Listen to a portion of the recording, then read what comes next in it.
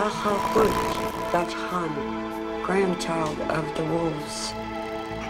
I come from the royalty family of the double-headed ravens. This welcome song is dedicated for the Kuyu children.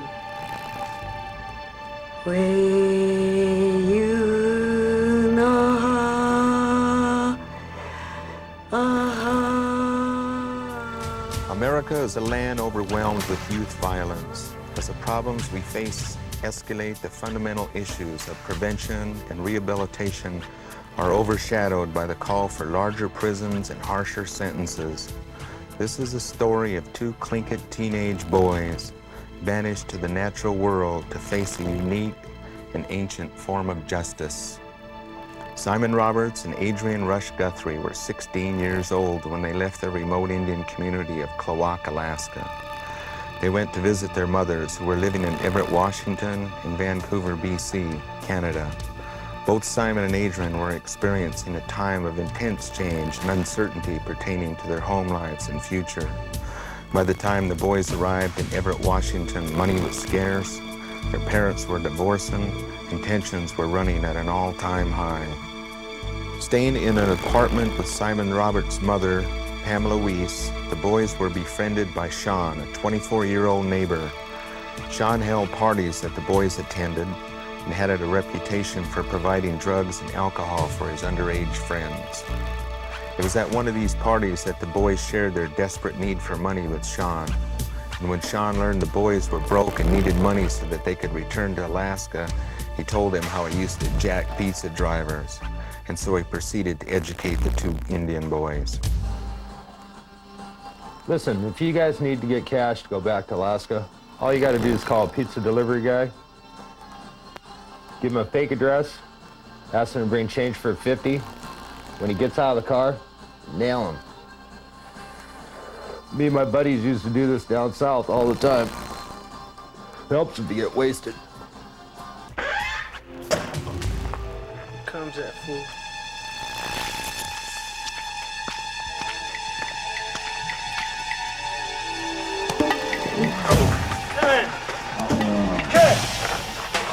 Tim Whittlesey, a 25-year-old pizza delivery man hoping to put himself through medical school, lay unconscious, involuntarily jerking, seriously injured on the ground. Still unconscious and bleeding profusely from a head wound, a bypasser found him and called for help. Miraculously, Tim survived, but his life and his perpetrators had changed forever. In addition to the victim, several other people were able to identify Simon and Adrian as the assailants. Neither Simon or Adrian had been previously convicted of a crime, and both boys were first-time offenders in the eyes of the law. However, due to the severity of their crime, the two Tlingit youths were declined by the court, and it was ruled that they would both be tried as adults. A year passed since Simon and Adrian pled guilty to felony charges, a year spent in county jail awaiting their trial.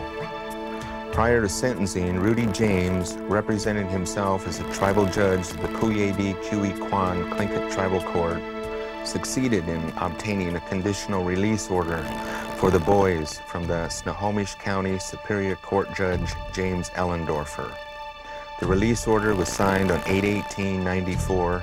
An actual custody transfer of Guthrie and Roberts to the tribal court occurred on 8/24/94. On September 1st, 1994, tribal court was convened in Klawock, Prince of Wales Island, Alaska. Judgment of the tribal court was the sentencing of both Guthrie and Roberts to 12 to 18 months of banishment on separate islands in southeast Alaska. My name's Adrian J. Rush Guthrie because I got adopted by Ron Guthrie. My Indian name is Daxi Gang. Means one who sees from the clouds. But I was never a druggie or never really drank very heavy, just wanted the attitude. I guess it was just for kicks. If it came down to why you did it, I guess it'd be just for kicks. I don't know, everything got out of hand. I thought about it often, actually. I kept going over in my mind exactly what happened, and I don't know, it was very, very stupid. I mean, it wasn't for the money, it wasn't for the pizza, it wasn't for anything. I mean, it just ended up happening. We was drunk when it happened, so, I mean, it was just stupidity fueled by alcohol. Well, somebody told me that he's actually the one who explained to you guys how to go about and do this crime. And he didn't really explain it. He more like bragged about it. Oh. And stuff. He's sitting there. Yeah, I remember when I was a kid and stuff like that. When about 17 years old, 16, me and my friends would all go out in a big old truck, call up a pizza guy. We'd all beat the hell out of him, take his money and his pizza, and walk off and go do that to another pizza delivery guy and stuff, somewhere in another part of, in another town or another county, I mean. Yeah. And stuff, and so kind of gave us that idea. He was bragging about it the night that we're all partying at his house. So he also bought you the alcohol that night? He bought the alcohol for everybody, but yeah. I said there's about 20 people there. Most of them are late teens, not too many in the younger teens. Did you realize how severely he was being beaten? Like I said, as they were a juvenile, they don't know what their actions will behold. So I never thought about hurting the guy. Yeah. I didn't even know that Simon was going to hit the dude with the bat. I didn't even know Simon had the bat. But then I got the big accomplice liability clause that Washington State has so generously for people who watch a crime being committed. And I don't know, everything got out of hand. Did it shock you when you realized what had happened afterwards? I mean, it did a lot. Right after I started sobering up, like the sober ups whenever a cop starts talking to you, or your parents start talking to you when you're drunk or stoned or something. Kind of shocked the hell out of me. When my brother and my cousin was like, yeah, you beat the hell out of him. I was like, you sure it was me? I was asking him that, because that's not really me. It's beating up people at bats. The night that it happened, when we got back to the apartment, we were sitting there, and Simon was holding a bat that he hit dude with, and it had some of his blood and some of his hair on it. Mm-hmm. And he was sitting there and he was turning it over in his hands, and he looks over at me and he goes, man, I hit somebody with this, man. I really hit the dude with this, man. And that's after all the alcohol cleared up. I mean, there ain't nobody that heard him besides me and him that were there. Mm-hmm. And I know that he said it, and he knows that he said it. So I know that he felt remorseful for what he did. It's kind of hard to put out in words, because what I did to him was a lot worse than a lot of other people do besides murder, but it was close enough though. And I'd like to say a lot to him, but it's kind of hard to say out though. It's more than the word sorry, what I'd like to say to him though. I mean, it's not right. I mean, when you take it upon yourself to hurt another person, you're not thinking, if you even do it, you're not thinking about the person. You're not thinking, hey, this guy might have a family, might have kids. And I mean, you never think about that. You think about what you're after, and only that. Before I came out here, the only thing I saw the world as is just nothing but sex, money, and murder. Because that happens every day, and hanging on all the friends I do at jail and I did on the outs. That's all I ever saw the world as, was just nothing but sex, money, and murder. Like one of my friends was saying at jail, I gotta get mine, so I'm gonna take yours. That's all I had. That's all I wanted to do, was take his for his stuff. I mean, there's people came to my school and told me, look, I used to do this and that and be good and stay out of trouble. I never believed it. Oh man, you cheeseball, get off the stage, man. So, I mean, I don't know. I never listened. I chose one damn hard way. You learn from your own experiences. I had my dad My dad told me all the time, there's one way to do it. There's the easy way and the hard way. How come you always got to go the hard way? I said, I don't know, Pop. Just comes natural, I guess. And from that, it's the truth. I have gone the hard way my whole life. When did you first meet Adrian? How old were you? I was about, I think, 9, I forgot, 10. I was in 2nd grade when I first met him. When I first met him, he had an attitude real bad because his mom held him back and stuff. He's all yelling around in the classroom, being the smart ass and everything. Uh-huh. And really yelling around at everybody and stuff like that, thinking he's the boss, since he's older than everybody. I was always very vain. Always considered myself to be smooth. Always tried to be. Gave a lot of attitude.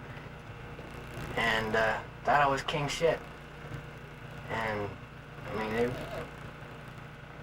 and with that came the fights and everything else. And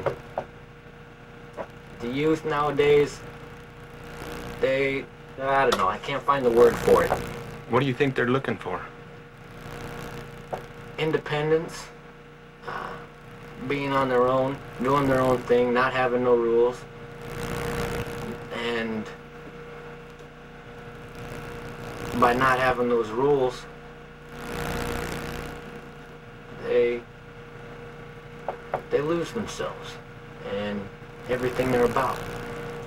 When I was younger, I got picked up for a few different things. I mean, serious crimes that I could have done serious juvenile time for. And I got slapped on the hand and said, you just return what you stole, or you just say you're sorry for what you did and we'll let you go.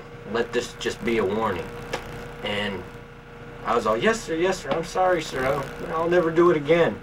And as soon as I got around the corner, it was, yeah, I got away. And what I never realized was I got caught. But what I told myself was I got away.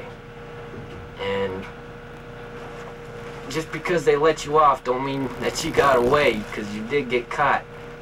I mean, sometimes with certain people, it's all right to let them go. Then with some others, it's good to punish them right away and let them know, look, you ain't gonna be doing these things, because we will get you. And I was let off so many times that I never thought they were gonna get me. I thought I was gonna get let off every time. And this time, they socked it to me hard.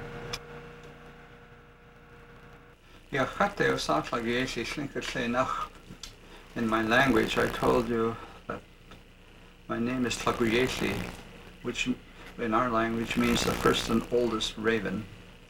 I'm spokesman for the tribal council of the Kuyedi Kuyakan. Also, I am the lead judge of the combined tribal court on Tlingit law. My ancestral roots go through Kuyu Island. I can name my lineage before the United States was ever born. And all of the history of Tlingit law and Tlingit culture, our laws are straightforward, and they have really changed in maybe millennia. We were contacted by telephone initially, and then in person, first by Theodore Roberts, who is the grandfather of Simon Roberts. And then the mother of Simon Roberts, Pamela Weiss, also contacted us. And in addition to that, those several contacts, we were also contacted by the parents of Adrian Guthrie, both by telephone and in person. They formally asked us in writing on 2 different occasions to become involved and to intervene on behalf of their 2 young fellows. And so our tribal council made a determination, yes, we will become involved. And so after the formalities were met, we then embarked on a program of what can we do. Here we have a situation where 2 young Tlingit boys who came down to Washington State committed a very serious crime against a white man, a young white man in a white man's city, clearly off of Tlingit tribal ground. So at best, the prognosis for success was a very limited one. We had 1 chance in 10,000. to win this situation because it had never been done before. Basically, the main function of tribal law is to balance the scales of justice. To meet that end, we try to focus on what is the truth. Ours is an ethical system, so once we find out and we have determined what is the truth, then we find out to the offended party what would it require to bring peace and stability back to your society. We actually have people who will negotiate with the offended party. What will it take to balance the scales of justice?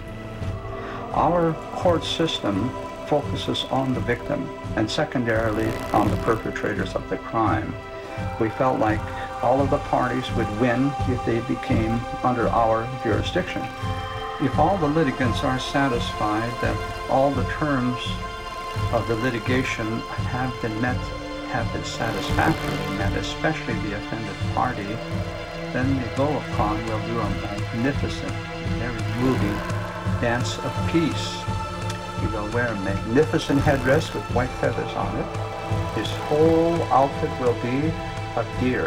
A deer is a symbol of peace and tranquility in our society.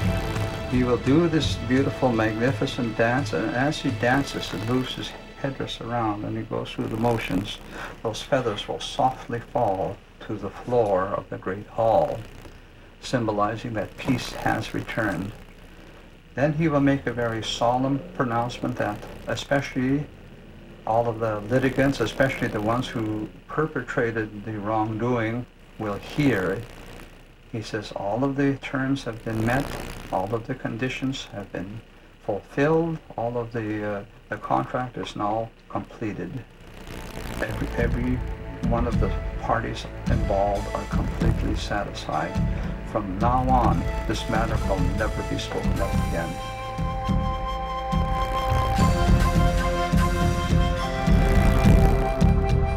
We have just returned from a 4-day trip, the two fellows in Banishment.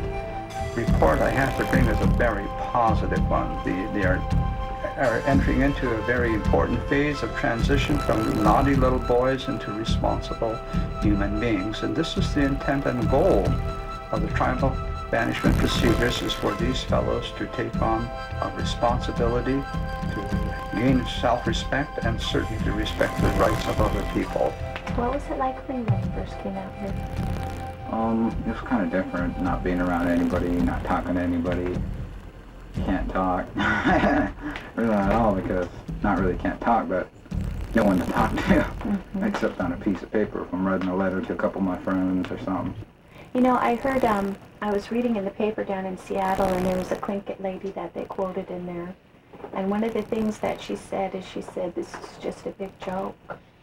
And I was wondering, now that you've been out here for 3 weeks, do you think it's a big joke? No, none whatsoever. None at all. I don't know, it was kind of tough.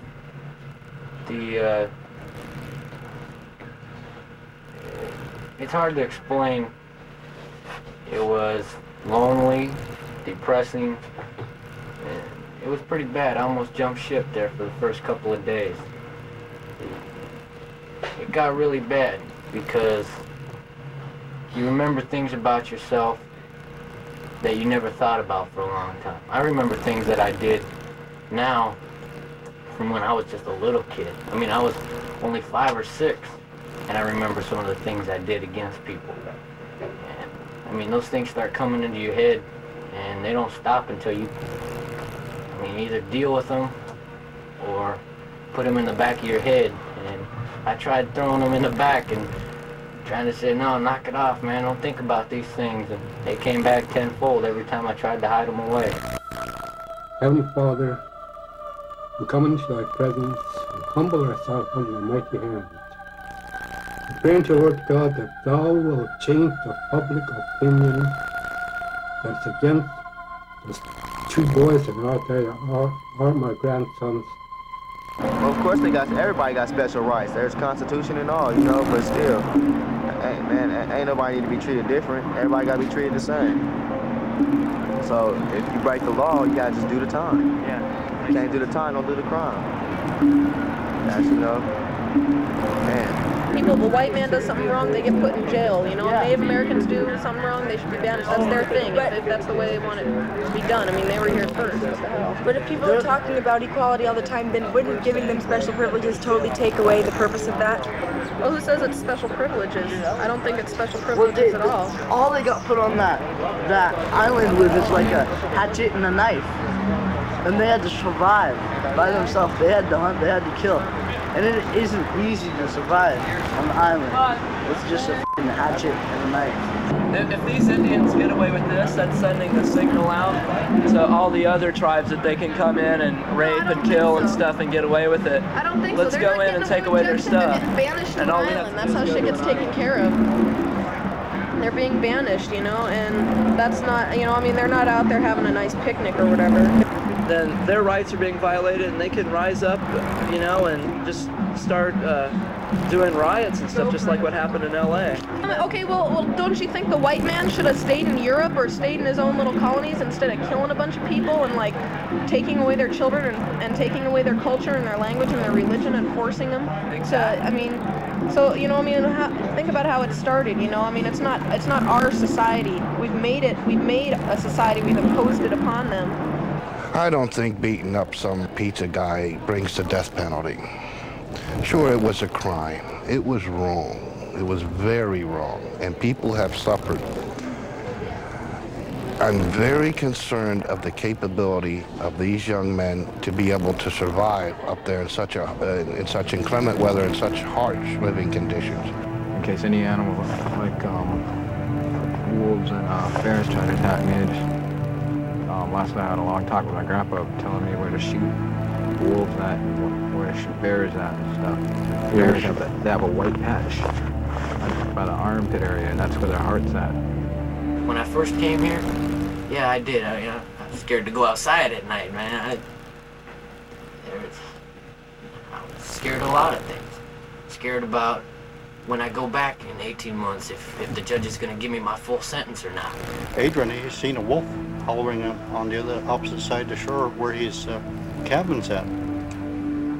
He said to make the hair stand up on back of his neck, but I says, no, that's one of our tribal symbols is the wolf. And what he's doing, he's just welcoming you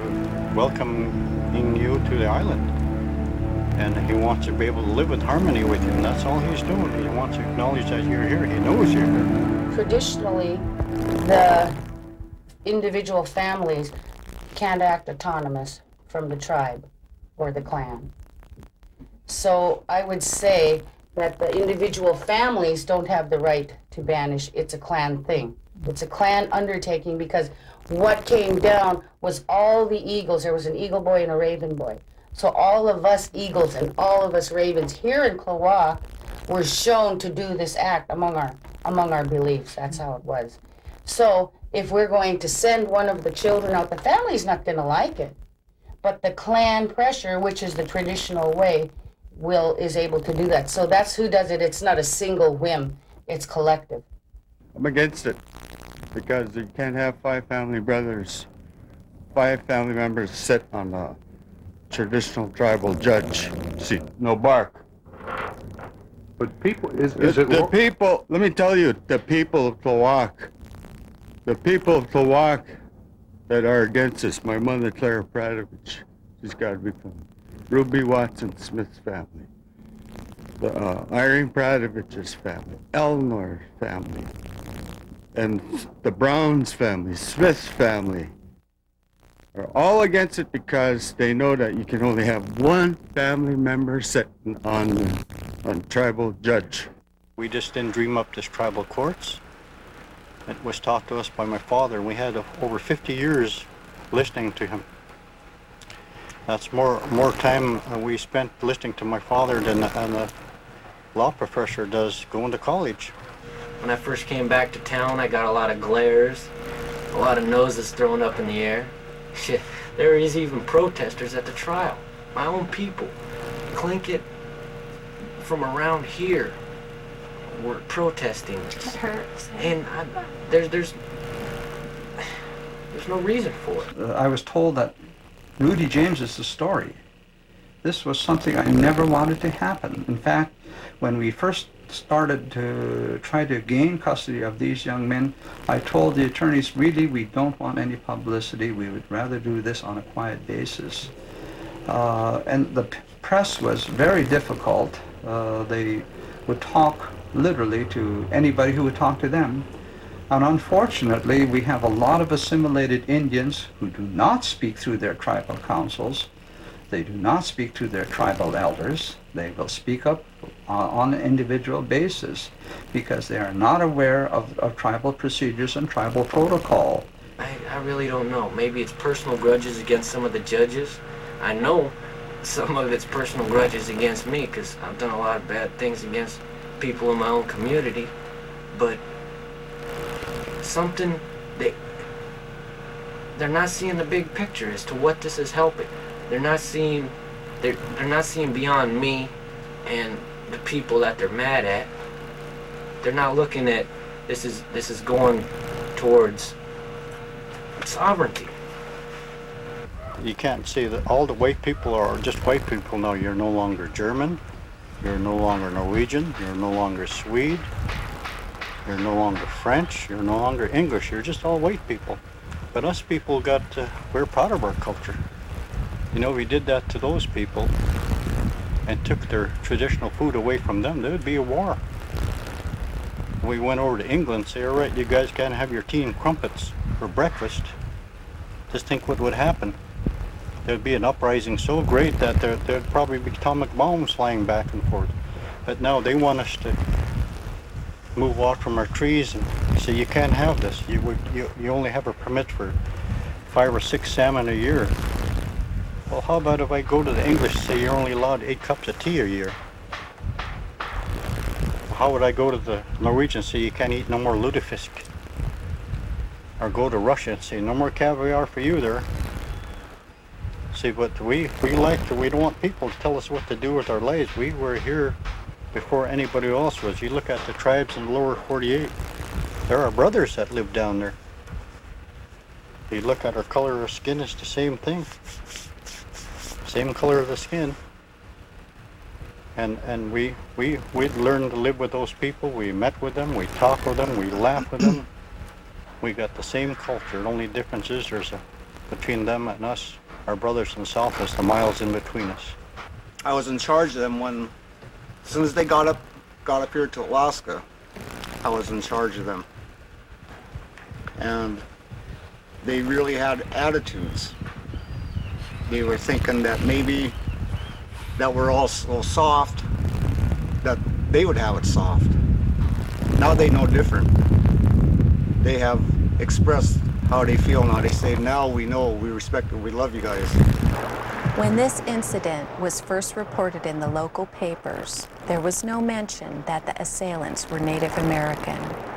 1 year later, Adrian Guthrie and Simon Roberts were at the center of an international news story. He wanted, he was considering offing himself. He said, I'll get rid of myself. Adrian said he should run away. And if they'd use some of our laws instead of their own, things would be a lot different. You're saying you've got a lot to teach the white people? Well, certainly. If they'd listen. But they don't listen.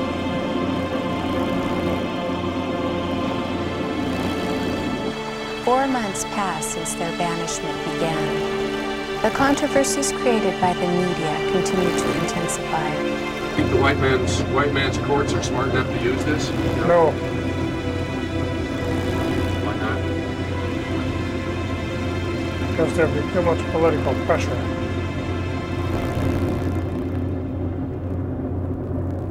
Political pressure would be telling them that it's inhuman to be set out there by yourself. And it isn't. If it were inhuman, we wouldn't be doing it. There's his house. He's quite changed. That's another one of the things that's been happening out here is yeah, before I ain't felt as carefree and as spirited. I mean, I'm not baggage down anymore. I can walk and I can smile, and I don't have anything. Nothing to hide. Yeah, nothing to hide anymore. It depends on how you look at it. If you're looking at it as getting off easy, jail would be the easy way to go. Now, if you're looking at rehabilitation and self-growing, it also depends on how you want to look at it. If you want to grow to be a criminal and live by their rules, then that's where you go. If you want to come out here and live life and experience something that not too many people experience, then you'd come out here if you wanted to change your ways.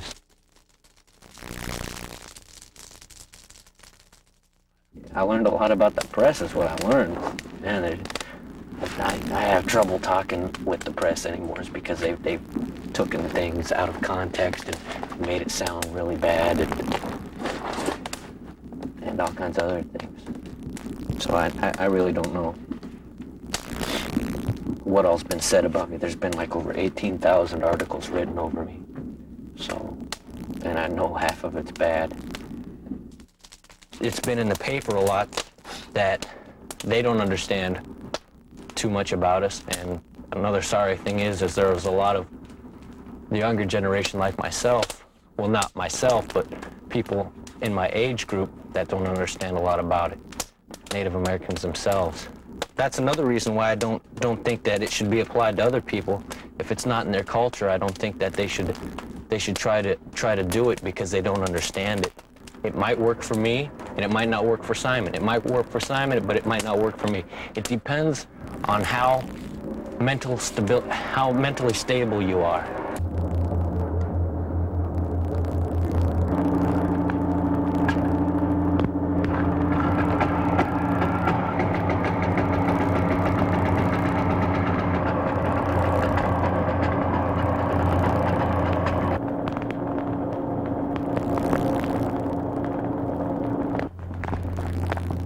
You know what I said in Tlinget there? Hagu? I mean, come here.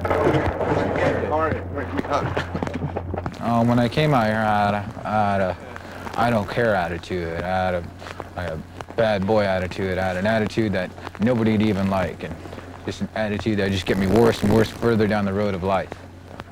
And since I've been out here, it's changed a lot, because I don't have that attitude anymore. I have an attitude of that I don't want to work on something for my life, not work on something to ruin my life anymore. Well, I was asking you about being depressed and suicidal tendencies and those things that I heard on the Moccasin Telegraph. Is that true? No, I thought about it a long time ago, and there's too much things I want to do for my future, and there's too much I got to lose. So you're not depressed? No, not at all. It's just that a lot of people are just making up things as they go along just because they don't get a full report of what's going on with me. They come out here and say, hi, what are you doing? Goodbye. And they're down to the next guy's island, and they're going, hi, what you doing? Goodbye. And then they take off, and they don't get a full report of what's really going on. What I do right now, I'm starting on my 5th month here. Yesterday was 4 months exactly. So I started out just by marking another day right here. Right now it's 121 days today of being out here. But when I was sentenced from the tribal court, it'd probably be about 113 or 112. As long as I'm keeping myself busy, and it's like my thoughts keep me busy inside my head of that same phrase again until I figure it out. And it's helped me out a lot though. If I was in prison, I'd sit there, I'd have my Pruno, and it's alcohol for our term, what's that called? But prison terms, it's called Pruno. You got all your drugs up there, your pot, cigarette. No, in prison. Yeah. It's better for them to be alone.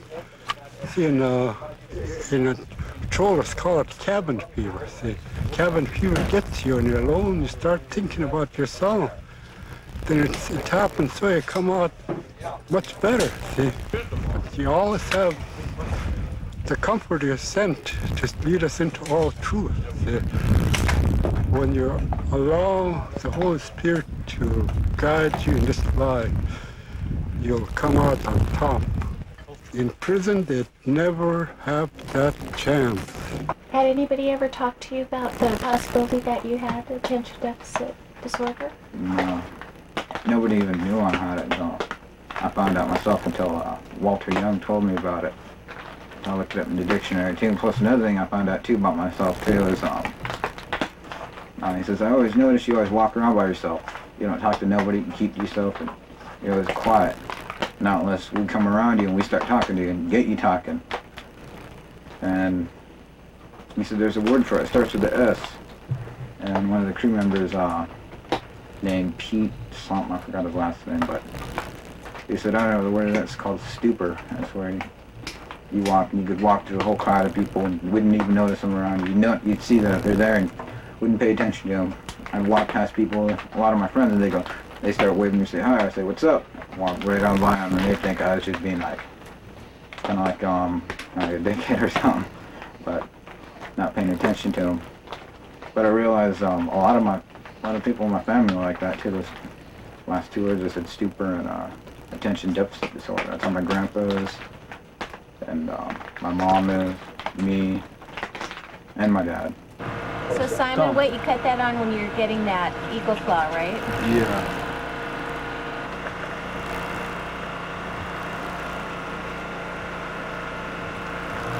Good sterile technique. It's already a dirty wound. This is all we've got anyway.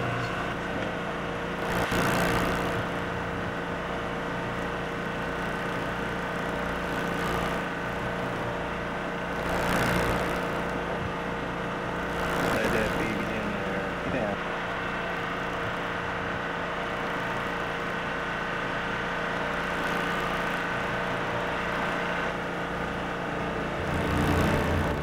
It was a cold February morning when the team sent to assess Simon and Adrian's progress boarded the Marie Elena.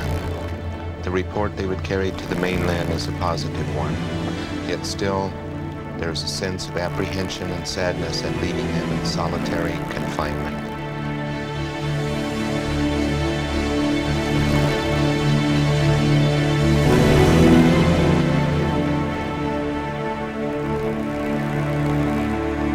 And it was kind of a tough feeling because we almost a month now since we've seen those boys and we didn't know what we'd find.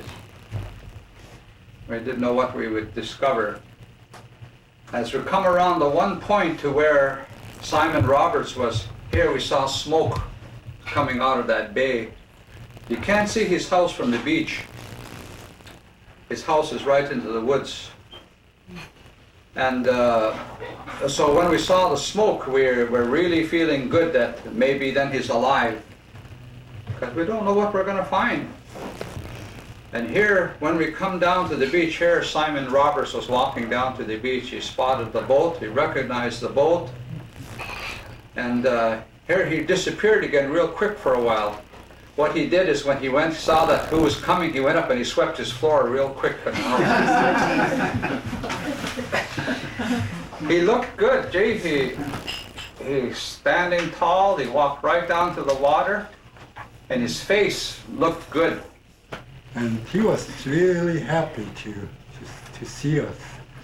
He said he began to wonder why they don't come around anymore. And you could tell on his face, and when it came, I could see it. I could see a long ways, but he's all smiles coming down the beach. Grandpa, I want you and Grandma to send me out a tape recorder so I could learn how to talk Tlinget. He wants to learn how to talk Tlinget. He wants his grandma to talk into the tape recorder with me so he could learn how to talk Tlinget. We never had the time to think of things like that here, but now that's an improvement, a big improvement to me. That vision that our sister Edna had, me too, I could just feel like the drums were pounding that, and it said, remember us, remember us, remember us. Don't bury us under money, and don't bury us under hate. And gee, I was really wrestling with that. And about that time, I was wrestling with that Byron, and Mary came up to my house. And Byron, I used to be scared of him. You still are. But you know, he never once preached bitterness and giving up. And in his own way, he stated again, what we're doing is right. And when you think of it, the judge saying yes is a miracle. And when you think of it, the court saying, happening here in Klawock is a miracle. And the providence to put the boys out there in the place to put them where the federal and the state can't touch them. There's too many miracles. And our belief is if God is for us, then who can be against us? And again and again and again, I wasn't the only one that could hear them singing and beating the drum. And I'm really encouraged. I'm so proud of this. Klawock elders, there's a spirit here that is ancient. It's ancient, and it's to help the people. And goodness cheesh, ach shat ka'ach ki goodness cheesh.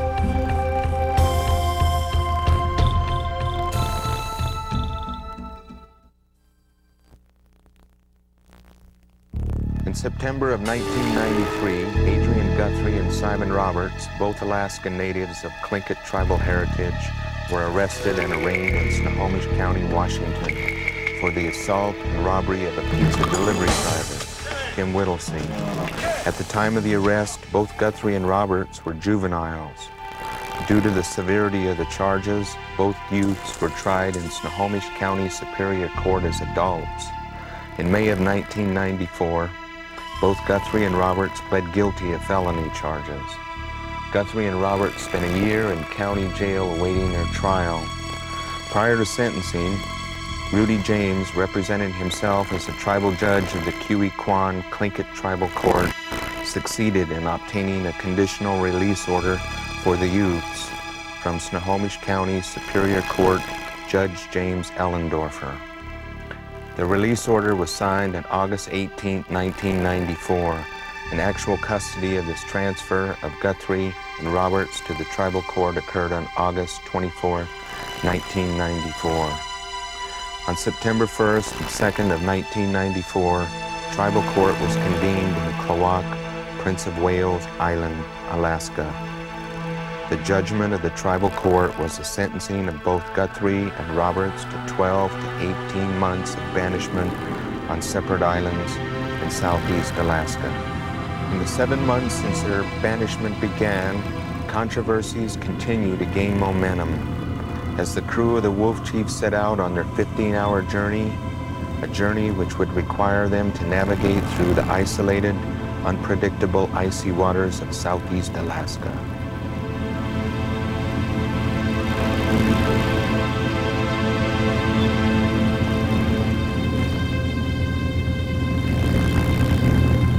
It's hidden pretty good. The bay is called Shoe Bay. Shoe Bay. Pretty protected from the weather? Oh yes, protection. He doesn't get any wood in there unless we tow it in. He was called there for a while when I didn't come out and cut him some wood one time. He ran out. I didn't cut him enough. And all he had was that little bow saw. That little bow saw is only about 15 inches long. He was out cutting limbs. And the purpose of him being here is to be alone so that he can reflect on what he's done and what he needs to do to change his life around. Is that the Indian way, Byron? It surely is. Is it working? It's working. He was kind of a smart aleck kid when we first brought him out here. Do you think white kids could benefit from this too, or do you almost have to be a native youngster to be able to handle this? Oh, anyone can. You don't have to be a native. You can be white or Asian or Filipino or anything. Doesn't matter. anybody put out into the wilds begins to change their outlook on life. What are you saying? We should put the kids from the urban gangs out here too? It wouldn't hurt them a bit. Remember we were just talking about developing a foundation of understanding as to where you're at and what you're doing and your time and your consciousness and the spiritual side of your being and all that. What's the hardest thing that you've experienced as a young man out here in solitude? Seeing my grandpa and all you guys leave on the boat. That's pretty hard, isn't it? Yeah, because I just can't wait till the day that I'm on that boat leaving too and stuff. And reading a lot of my family's letters that they've written to me. I got a lot of them. A lot of people don't know what this here banishment's all about, exile, whatever they want to call it. They think it's just to come out here to get away from prison. That ain't the deal. It's, what's that called? Rehabilitation, what our prison doesn't give. Out here, you'll be able to work out and be able to do all kinds of stuff without having all that drugs that you get in the prison and all the rapos in the prison people that want to rape you and stuff and all kinds of stuff like that. Out here, you have time to think to yourself. You don't have people saying, come on, let's go beat up this guy, let's go kill this guy and stuff like that. In prison, out here ain't anything close to being in prison. In prison, the only thing that's rehabilitating you up there is being a better criminal. Damn, Juvie Hall is just the junior high for criminals. There it is. And what's that called? High school is what's the name of that there? Jail. And college is graduating to prison. I don't want to go to prison. I'm just hoping that there's a alternative sentence passed for Washington State, so I don't have to go there. Because as soon as they do get that they're through, I like to be out here helping other teens. Have you been high since you've been out here? Natural high from all the nature and all the features out here. Because you get that fresh breath of air, what you don't get in no town or no city, because you're surrounded by too much smog and cars and everything. Out here, only thing I ever smell smoke is from the wood stove, and that don't bother me none because it's way the hell over here, way the hell over there, while I'm way the hell over here. Is there any negative things that you have experienced since you've been out here? Besides, just the rain. I call it. How about loneliness? You get lonely? I'm sure. Yeah, that's, I get pretty lonely out here. It's just that I try to keep myself busy from an idle mind. And I don't like that idle mind anymore because you get depressed. So if you keep yourself busy out here on working on things, that'll help you think clear. You won't have that idle mind of thinking of being depressed all the time. Only time you get an idle mind is if you just want to lay around your cabin all day and don't do nothing. Actually, this is bringing me and my family a lot closer together. And my mom and dad finally made up because every night whenever they'd either get drunk or get pissed off or something, I'd hear my dad say, "It's your mother's fault. She did all this here. If your mother wouldn't have divorced you, you wouldn't be there," or something like that. Or, "Your mother did this, your mother did that," and stuff like that. You know, my mom, she says, "It's your dad's fault for beating you guys up," and stuff like that. But, yeah, he's hard on us our whole life.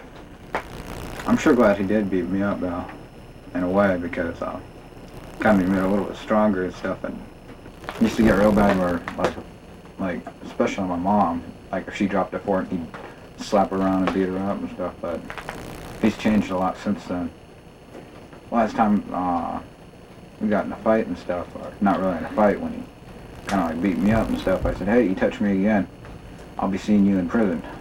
Yeah, actually, I kind of hated the violence in a way. Being yelled at, slapped around, and if there's anything in the way that my dad seen, he'd pick it up and throw it at me. I'd tell my mom about it, and she said, "Should I call the cops?" I said, "No. He's my only dad. I want to see him locked up." Double-edged sword. Yeah, I may threaten him, saying I can throw him in prison or in jail, but I ain't gonna do it, even no matter how bad he beats me up or puts me in the hospital, because I love my parents a lot, and it's not to a certain extent, and stuff like that. Because I really watch out for my older brother, because he looks up to me. When I was in jail, my mom said, "Hey, I want you to talk to him.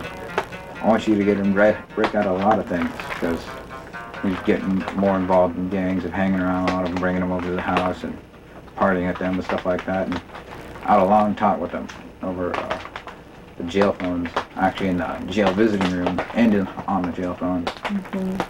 I told her, hey, you got to break away from that.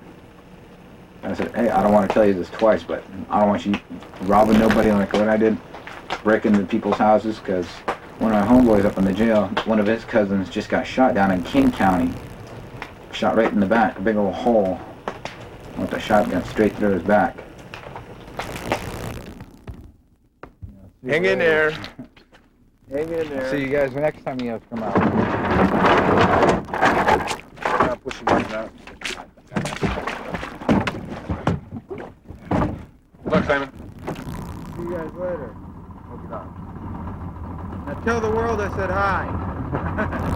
Knock it out.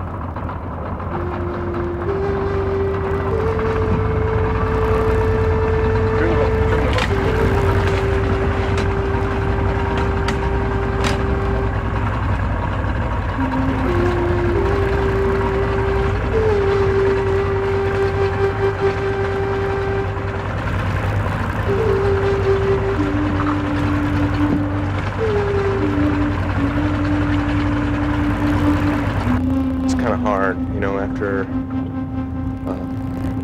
initially meeting them and making them my relation, they made me theirs, you know.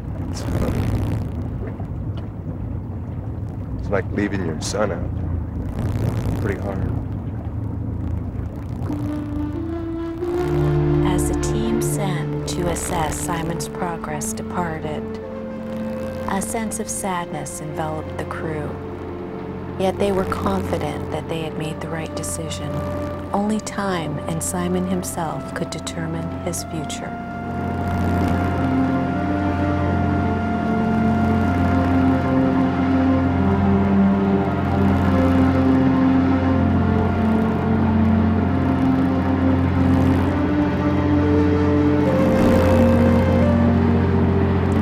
Adrian's banishment site will be the assessment team's next stop.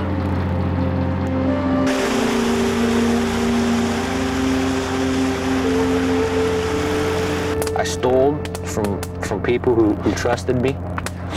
I did some bad things to my parents. I burnt people that trusted me. That was probably the worst thing, was people that have faith and confidence in me. And I'd turn around and I'd stick them in the back, and just a whole bunch of different things like that, which I couldn't live like that anymore. And that's a big reason why a lot of people in Klawock were against this, was because I burnt most of them. So they really didn't have anything against the tribal court. It was more against me. The good thing about these guys is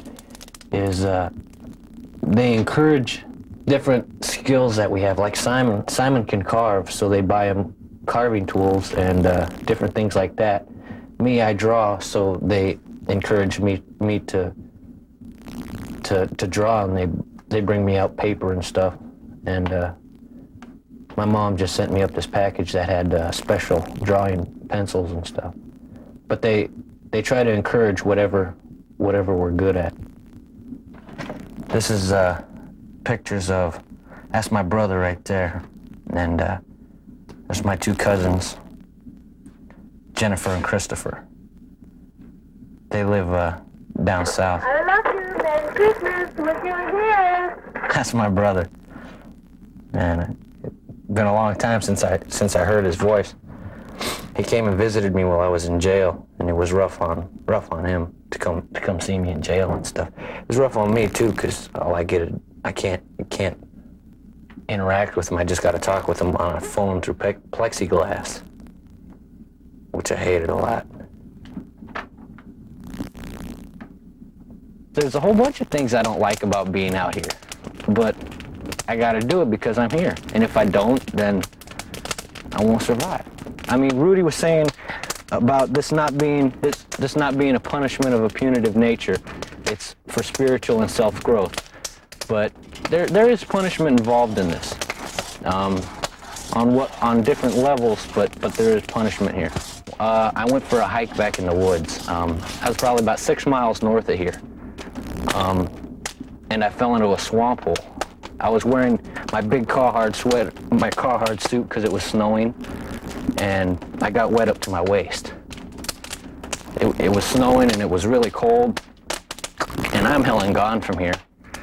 The added weight from that thick suit being wet, plus carrying my rifle, it slowed me down a lot. It started to get dark, and I could have died then. One of the fellows, Adrian, he was telling us that one night he was sitting there all by himself, and he heard this drumming, Indian drums beating off in the distance. You can hear Indians singing, and he said he got kind of afraid. I said, you don't have to be afraid of that, Adrian. I says that it's our forefathers' guardians that are, which some people call angels, are calling you back. They're trying to bring your culture out in you. That this is the culture. They're trying to purify yourself. They're trying to make you a different person. And I said, that's what you're hearing. So don't be afraid when you hear that. And once you hear it again, you just say, grandfather, my door is open. Come on in. My door is open.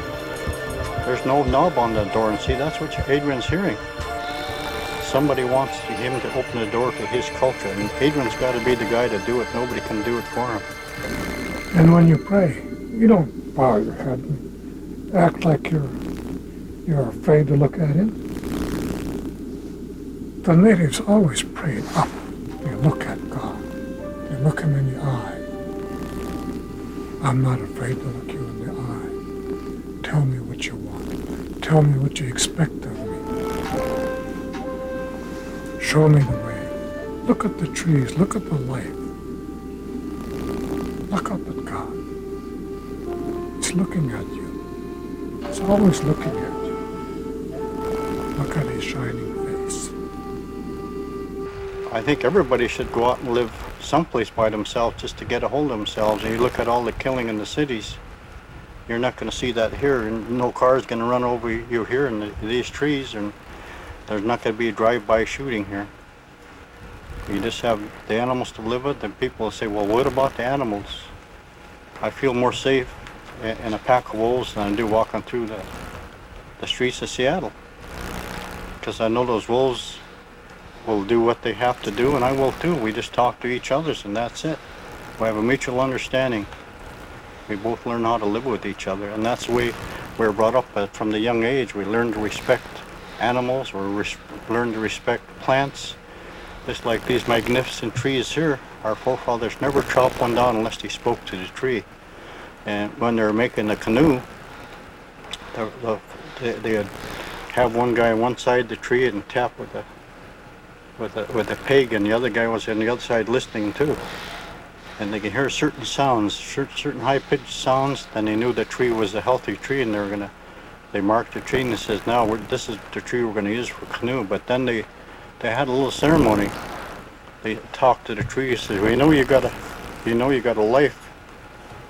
You got a beautiful life for this. Look at all your friends you're standing among here. When the wind blows, you talk to each other. But now he says, we're going to chop you down. You're not going to be with your friends, but there's not going to be the end of your life. You're going to be a beautiful boat. You're going to be a canoe. You're going to bring food for the elderly. You're going to bring food for little babies. You're going to support a family. You're going to support a whole tribe.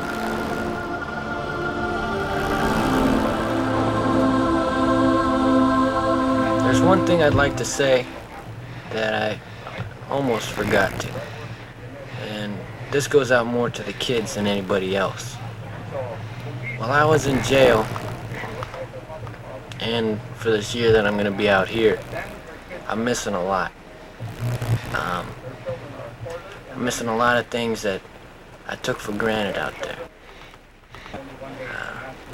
I'm missing racing cars, picking up girls. I'm missing all that. I gave up 2 years of my life. 16, 17, 3 years, 18. And for $40 and a pizza. You might say to yourself, I'm not stupid enough to do it for $40 and a pizza. but no matter what you do, it ain't worth it. Not to miss out on everything. I could be with my girlfriend right now. I can be with my friends. I could be driving my car right now. I got a nice car. I'd like to be with my family right now. I'm missing all that. For nothing. Crime doesn't pay. When I say that, I'm talking about money. Crime doesn't pay. Whether you rob somebody for $6 or $6,000, it don't pay for everything that you're gonna give up. If we would have gotten $10,000 from that guy, 5 years, $10,000. That's what, $2,000 a year. I could make 18 grand working at Burger King or something for that year. It don't matter how much money it is, man. You're just giving it up. And you're just losing something you can never get back. I lost all the innocence I had, if you could call it that. I lost my freedom. I lost everything that I had for nothing. And it ain't worth it, no matter what it is. It ain't worth it.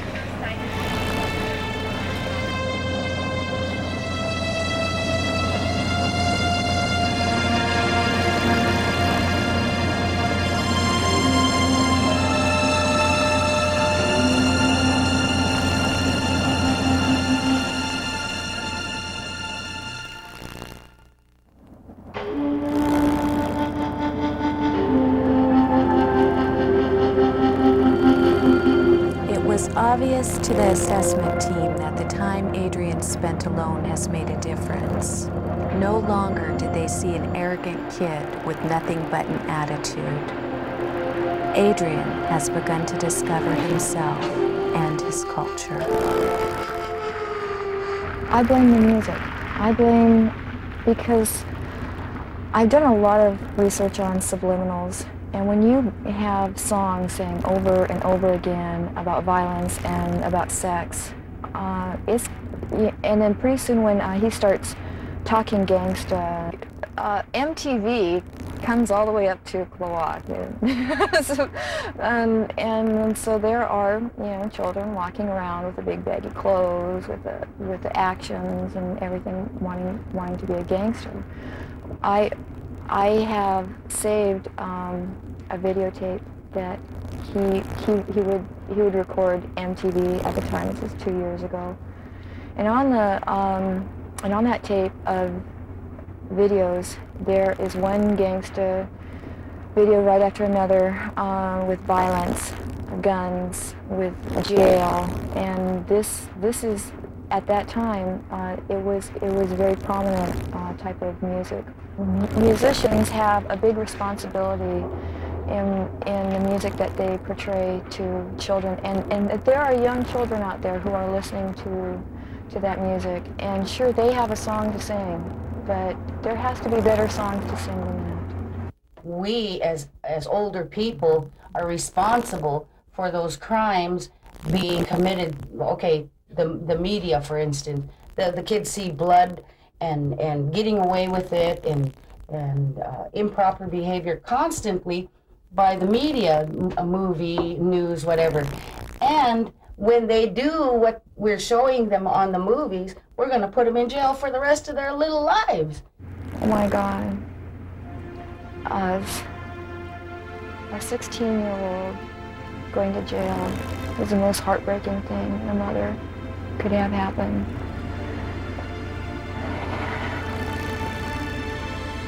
He's my son, and I see a change in him, and he has a lot of promise in his life, and I'm very thankful that this is happening so that he can have this chance. Our government system is packing all of our criminals through the correctional centers on a powder puff. And they're giving them everything that they want, like a spoiled child. That's what it's like. And with these boys being punished, they well deserve to be punished. This is a Tlingit practice. And now I'll tell you what happened is that a lot of times when they put you on banishment, they didn't tell you how long you're going to be banished. And my brother was a severe fighter, street fighter. And my grandfather put him on Wolf Rock. Did not tell him when he was going to pick him up. But he went back to the 3 days, pick him up. There's no trees on that rock. There's nothing. Our language was taken away. Our culture was taken away. Our land base was taken away. Our pride was taken away. Our moral and ethical values were looked down upon and taken away from us. And everything as we knew it changed. But we had nothing to replace it with. So we went through the trauma. And that's where I'm coming back to this word, trauma. We went through the trauma of dismemberment. And if we look at our language as our head, we had it ripped off. If we look at our ethical and moral values as our heart, we had it torn out. If we looked at our cultural territory as our legs, we had them ripped off. Everything that we believed and understood to be true was torn away from us. And we went through the greatest trauma that anyone can go through in the world today. And the only healing for trauma is remembering. And when we say dismember, that means our members of a whole have been ripped off.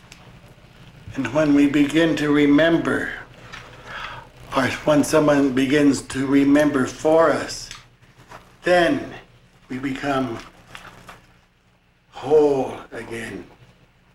We begin to replace those empty parts that were ripped from us, and we begin to feel more like a human being. Our youngsters now are so influenced by the other tradition that it's pathetic. You know, it's just, well, they do, some have respect yet, but very few. And it's a shame. When they first came into Alaska, in order to become a citizen, us Indian people had to give up our ways, saying, well, we want to get an education. We want to do everything, but in order to do that, they said you have to give up your traditions. You have to give up all your Indian traditions. That was the first thing they brought against the Alaskans. We weren't allowed to speak it in school.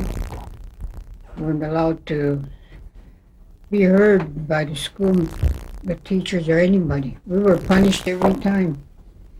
Now there are just about half a dozen people in Klawock that can talk it. Sovereignty is something we've always had. It's never been taken from us, and we've never given it up. So it's not a test of sovereignty. Everyone knows we still have our sovereignty. It's learning to use it again. That's what we're doing now. We're learning to use it again.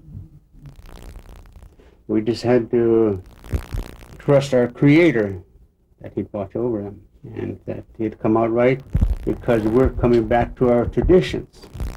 And these boys are part of it. We send our young ones off to be incarcerated for various crimes or deeds they commit against society, but when they come back, what do we do for them? We don't talk about it. We don't ask them to tell us what they learned by this experience. They're just turned back into society to virtually repeat the same mistakes they repeated before. They don't have to think about it. They don't have to weigh and measure it. But long ago, you had to discuss what you learned, because what you learned was actually the means by which you survived as a people. And if you don't learn from your own history, same as they always say, history repeats itself over and over again until you learn. Until the time comes when we can start discussing what went wrong, what we learned by having to pay for our mistakes, then that payment we made by being incarcerated, being shunned, or being punished has no meaning or consequence or value, because it's never discussed. Look at your jails.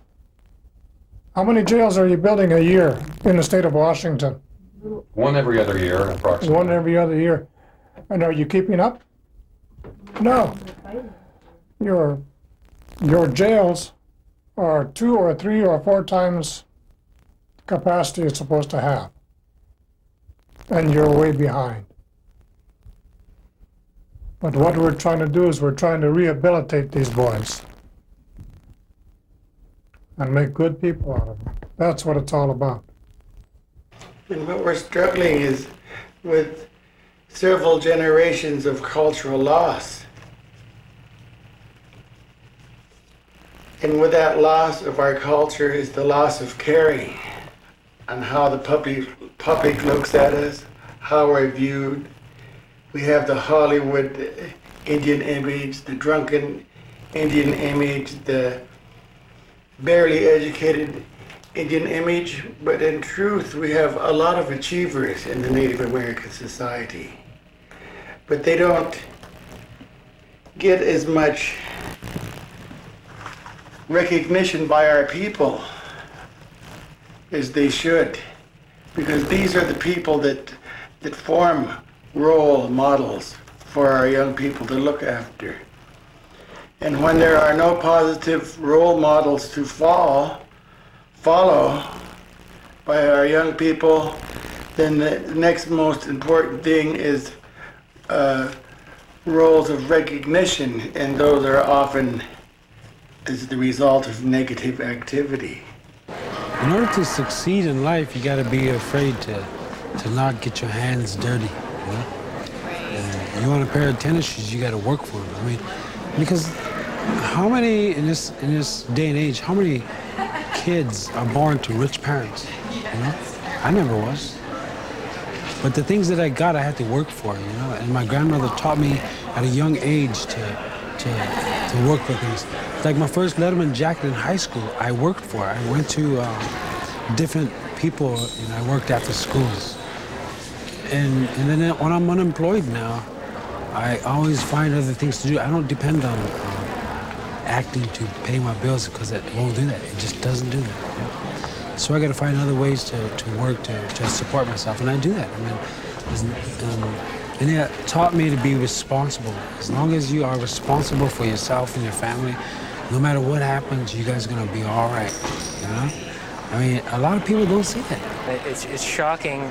There's statistics anywhere from 40 to 50% of the prison population being native in Canada, and a remarkably low, you know, and it varies from parts of the country, but a remarkably low number of, 2% of the total population is native. So something's out of whack there, and putting young native people into prison is not the solution. They need to have a greater kind of healing process being undertaken, people to oversee it, something that's going to heal their body, mind, and spirit. And the alcoholism and other things that you see, or homicides or what have you, are just the end result of a lot of years of abuse or neglect or misunderstanding. And I think the tribal justice way is the way to go. To me, they were meeting a challenge. And since they didn't have an assigned cultural challenge to meet, they challenged society in the way they acted and the deed that they done. And in the form, they received recognition for it, all right, but not the kind that would have been desirable in the long ago. Yes, we want our court system back. We want to try our own people. We're not trying them to punish them all the time. We're trying to make better people out of them. We're the ones that says banishment works. I think the results of the banishment on these young men will have a lasting impact because they're looking reality right in the face now.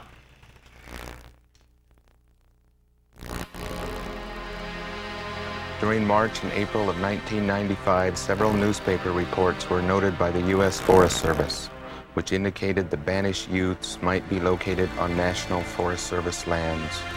Following an investigation by the Forest Service, the tribal court had no other recourse than to remove Simon and Adrian from what was claimed to be federal lands. After a year spent in exile, Simon Roberts and Adrian Guthrie were returned to stand before Snohomish County Superior Court Judge James Ellendorfer for sentencing. I think that the idea was impossible from its inception. The division among the Native community has also hurt things, and the media attention has brought out bad motives in some of those involved. Have our perceptions of how things have gone, and we feel like they've gone very well as far as the young men are concerned. And so it's time now for the judge to make his decision, and he will have a chance to, of course, examine the boys, and the attorneys all feel like the boys have done well. So we're satisfied. We are not complete. We would like a chance to finish off the rest of the 6 months. Are you optimistic? Are you optimistic going in there? We've done the best that we can do, and whenever you do the best that you can do, it's about all you can ask. You just do just as well as you can do, and then beyond that, we ask the Great Spirit for guidance, and we trust that He's been leading us. And the main thing is that we have, like Timothy Whittlesey, here's a mass that's maybe worth $25,000. A good portion of that will be donated to the restitution fund. It's a mother and mourning mask, and we have lots of other work that we'll be auctioning off. But we feel reasonably confident. One way or the other, we're prepared to take the news. Of course, we're all hoping. We're hoping that the judge will see things our way, but he's had a lot of conflicting reports. And so it just remains to be seen, and I'm not going to speculate on, of course, what the judge... How well prepared are the boys for whatever happens? I think that they're certainly a lot better prepared now than they were, say, a year ago. And the additional 6 months we feel we need for fine-tuning them. They're much better prepared than they were before. Rudy, some people say that the boys held up their end of the bargain and that the judges really had Absolutely. Any difficulties that we've experienced in the banishment process has not been the fault of Simon Roberts or Adrian Guthrie. It has not been their fault.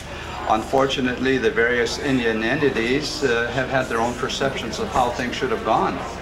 So the boys are not at fault, and I hope the judge does not penalize them because of some of the different behaviors that have come through the different various Indian entities. How would you characterize those behaviors?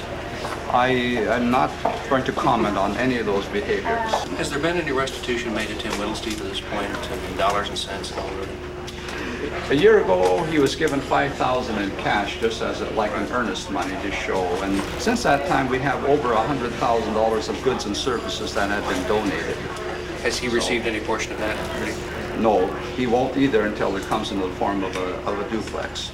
I'm sorry, gentlemen, but I have to. possibility of prison, Adrian? Oh, yes. Adrian, what are you hoping the judge will do this morning? Can't comment.